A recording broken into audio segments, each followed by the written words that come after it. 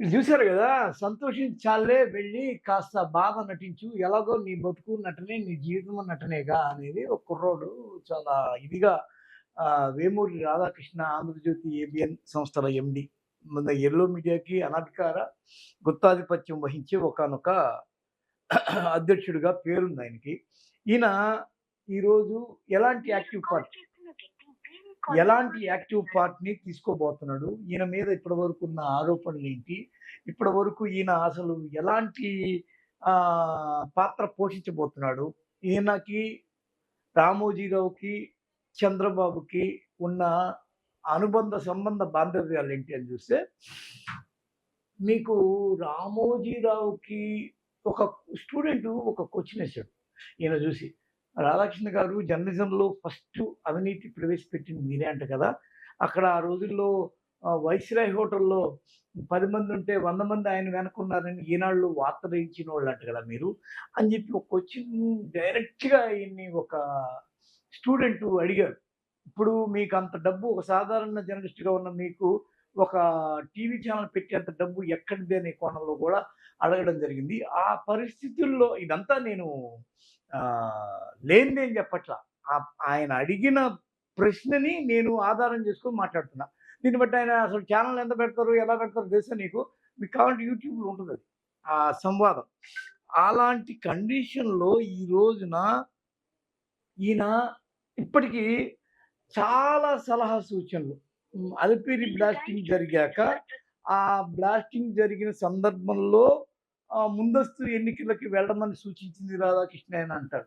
ఆ తర్వాత పీకే లాంటి వాళ్ళని చేరదీసి కొద్దిగా స్ట్రాటజిస్ట్‌గా మనం వర్క్ చేసుకుందామన్న ఆలోచనతో ఉన్న ఒకానొక చంద్రబాబుని లేదు వాడికెందుకు వందల వందల కోట్లు ఇవ్వడము. పసుపు కుంకుమ పేరు మీద జనాల డబ్బు జనానికే ఇస్తే అయిపోద్ది గదా! అనే కోణంలో సలహా సూచనలు ఇచ్చింది గూడా రాధాకృష్ణేనంటాడు. ఆ తర్వాత రాధాకృష్ణ యెల్లో మీడియా ఇప్పుడు రామోజీరావు అనేవాడు ఒక రకమైన స్ట్రాంగ్ బిల్డప్ ఇస్తే, రాధాకృష్ణ ఇంకో రకమైన స్ట్రాంగ్ బిల్డప్ ఇచ్చాడు. ఈ రోజున మీకు ఉండవల్లి అరుణ్ కుమార్ అనేవాడు రామోజీరావు, రాధాకృష్ణ ఒకే సామాజిక వర్గం కదా! మరి రాధాకృష్ణ ఎందుకు రామోజీని అంత భయంకరంగా నెగెటివ్‌గా కామెంట్ జేస్తాడు? వీళ్ళిద్దరికీ ఉన్న వివాహేతర సంబంధాలేంటి? లేపోతే వీళ్ళిద్దరి మధ్య ఉన్న పత్రికేతర సంబంధాలేంటి? అసలు ఏంటి వీళ్ళిద్దరు కొట్టుకుంటారు? రామోజీ అంటే ఎగిరి పడతాడు రాధాకృష్ణ ఎందుకని ఒక ఇంటర్వ్యూలో అడిగిన పరిస్థితులున్నాయి. ఈ కండిషన్‌లో ఫస్ట్ ఏంటంటే నేను విన్న ఒక కథనం ఈయనకి, రామోజీరావుకి ఉన్న సంబంధం ఏంటంటే, రామోజీరావు అనేవాడు ఒకానొక సమయంలో రామోజీ ఫిల్మ్ సిటీ కట్టి, దాని యొక్క రూ. 1 వడ్డీ గూడా రాని పరిస్థితుల్లో నేను విన్నా. వీళ్ళ సామాజిక వర్గం వాళ్ళు చెప్పిన మాటే విన్నాను నేను. నేనేం ప్రత్యేకించి నాకేం తెలీదు. వాళ్ళు చెప్పగా ఇన్నా. బాబు నాకు 1000,00,00,000 ప్యాకేజీ అని చెప్పి చంద్రబాబుని అడిగితే, ఆ ప్యాకేజీ ప్రకారం ఈయనప్పుడు 'ఆంధ్రజ్యోతి' అనే ఒక సంస్థ మూతపడిపోయి గాలికి రోడ్డుకి తిరుగుతుంటే, రియల్ ఎస్టేట్ వ్యాపారాలు చేసుకుంటుంటే, అప్పుడు రామోజీ ఈ విధంగా డబ్బులడిగాడు చంద్రబాబుని. ఆ డబ్బేదో మనకిస్తే, దానిలో కొంత భాగమైన మనం 'ఆంధ్రజ్యోతిని' రీఓపెన్ చేసుకోవచ్చు. మనకంటూ ఒక పత్రిక చేతుల్లో ఉంటది. అనే కోణంలో ఈయన బోయి చంద్రబాబుని అడిగాడని, ఆ చంద్రబాబు వచ్చి లాస్ట్‌కి హ్మ్. రామోజీకి 1000,00,00,000 ఇయడం కన్నా ఇతనికేదో 100, 200,00,00,000 ఇస్తే సరిపోద్ది గదా! ఆ విధంగా నెట్టుకొస్తాడు. మనకి ఈయనున్న బలంతో ఆయన ఒక మన దీనిలో ఉంటాడు. దేనిలో ఉంటాడు? ఒక సపోర్ట్‌లో ఉంటాడు. మనం పైపెచ్చు అతనున్నాడు గదా! మనం ఇంక డబ్బులు ఇయ్యాల్సిన మనం డబ్బులడిగినా ఇయ్యకపోవచ్చు. ఎందుకంటే మనం ఎలాగూ వేరే స్టాండు మార్చుకోలేము. ఇంకోటేంటంటే మనం ఇయకపోయినా అతనిస్తాడు కవరేజ్ అనేది ఒక కథనం. రెండో కథనం ఏందంటే ఇదే ఈనాడులో తుమ్మల నాగేశ్వరరావుకి సంబంధించిన ఒక బ్యాడ్ స్టోరీ ఒకటొస్తే, లేదు ఇక్కడ గూడా ఆంధ్ర, తెలంగాణ తేడాలు చూస్తున్నారు. మనం గూడా మన తెలంగాణ ఈయన నిజామాబాద్. మన తెలంగాణ నుంచి ఒక వార్తాపత్రిక, బలమైన వార్తాపత్రిక ఉండాలి అని జెప్పి కొందరు పెట్టుబడిదారుల్ని ఈయనకి సపోర్ట్ జేయమని, ఈ సపోర్ట్ చేయమన్న వాళ్ళ ద్వారా చేసిన వాళ్ళ ద్వారా ఈయన మళ్ళీ పత్రిక తిరిగి తెరిచాడని, ఈ విధంగా ఈయనకి 2 రకాలుగా కూడా ఈనాడుకి, రామోజీకి ఒక లింక్ ఉందని జెప్తారు. అందుకే మీరు గమనించి చూడండి. రెండో కథనం నిజమే నిజమేమో అన్నట్టుగా ఈ మధ్య కాలంలో తరచు తెలంగాణలో రేవంత్ రెడ్డి ప్రభుత్వం ఏర్పడ్డాక ప్రతిరోజు తుమ్మల నాగేశ్వరరావుకి సంబంధించిన ఒక వార్త వస్తది. అంటే ఏంటి కవరేజ్ ఆయనకే ప్రత్యేకం ఏందంటే, అసలు ఆయన ఇగో హర్ట్ అవ్వడం ద్వారా రామోజీ, రాధాకృష్ణ మధ్య ఒక చిన్న వైరలరీ అక్కడి నుంచి మొదలైంది. అసలు ఫస్ట్ ఈయన చంద్రబాబుని ఆశ్రయించకుండా డైరెక్ట్‌గా వైఎస్ఆర్‌ని ఆశ్రయించాడని, ఈయన పవర్ ప్రాజెక్ట్ ఏదో ఆయన ఆపేశాడని, కేవీపీ సలహా సూచనలతో అని ఇంకో మాట. అప్పటినుంచి ఈయన మనం ఎలాగూ మన సామాజిక వర్గం ప్రకారం చంద్రబాబు సామాజిక వర్గం కాబట్టి ఆయన వైపు ఉండడమే మనకు కరెక్టు.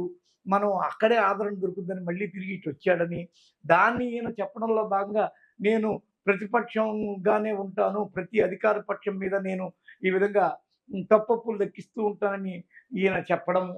ఇవన్నీ జరిగాయి, జరుగుతున్నాయి, జరుగుతూ వచ్చాయి. ఇలా రామోజీకి, రాధాకృష్ణకి తెలియని ఒక అవినాభావ సంబంధం. అది ఇష్టముండి లేక రకరకాలుగా ఉంది అనేది ఒక సబ్జెక్ట్.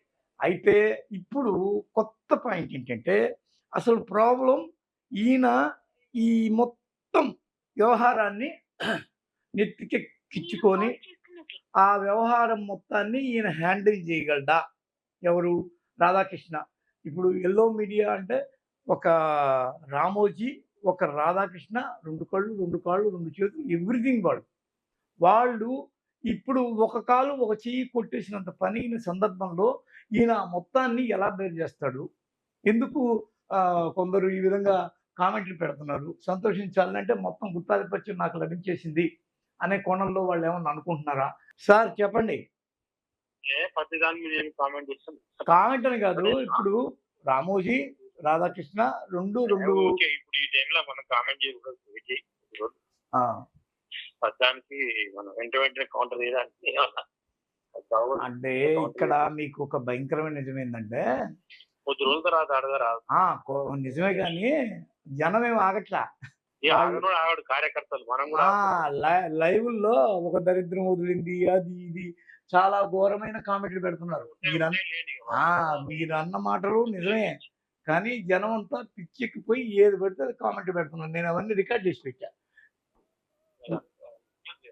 ఎందుకు అంటే వాళ్ళు ఆగట్లే. ఇప్పుడు చూడండి, ఈనాడు కంపెనీని ఓనర్స్ దగ్గర నుంచి గన్ చూపించి లాక్కున్న విషయం చెప్పరా? రామోజీ ఫిల్మ్ సిటీకి 1000 ఎకరాలు భూములు కబ్జా చేసింది చెప్పరా? ఈనాడు ఆఫీసు, ల్యాండ్స్ ఇట్లా అంటే డైరెక్ట్‌గా పెట్టేస్తున్నారు కామెంట్లు. ఇంకా ఘోరం చూడండి.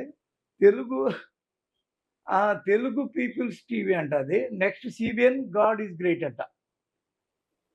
ఇంకొకటి చూపిస్తాను మీకు చూడండి. అంటే జనము ఆ విధంగా రెచ్చిపోతున్నారు. మనము ఎంత కంట్రోల్ చేసుకున్నది చూడండి. ఒకడు పెట్టాడు, దరిద్రం పోయినందుకు ధన్యవాదాలు, అక్రమాస్తులు కూడా తోడుకొని పోతున్నాడా అని. ఓకే. మన సంపాదక మిత్రుడు, పాత్రికేయ సహచరుడు మనల్ని ఈ విషయంలో కామెంట్ చేయడానికి నేను నిరాకరిస్తున్నానని అనడం. కానీ జనం ఇక్కడెక్కడ ఆగట్లేదు. చూడండి వరుసగా ఉంటుంది చూడండి. ఏం పట్టుకుపోయావురా? ఏపీకి పట్టిన సగం దరిద్రం పోయింది, ఇంకో సగం పోవాలి అంటూ చాలా ఘోరమైన కామెంటింగ్. ఇది ఒక సమయం సందర్భం కాదు. సోషల్ మీడియా విస్తృతంగా ఉండడంతో యూట్యూబ్ లాంటి వాటిలో చూడండి రకరకాలుగా పాపం పండింది చూడండి ఇట్లా నీచుడు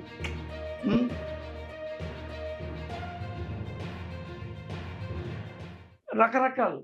అంటే వీటన్నిటి మీద అలాంటి ఒకానొక విస్తృతమైన కామెంటింగ్ జరుగుతోంది. వీటన్నీ ఆగట్లే ఎవరు.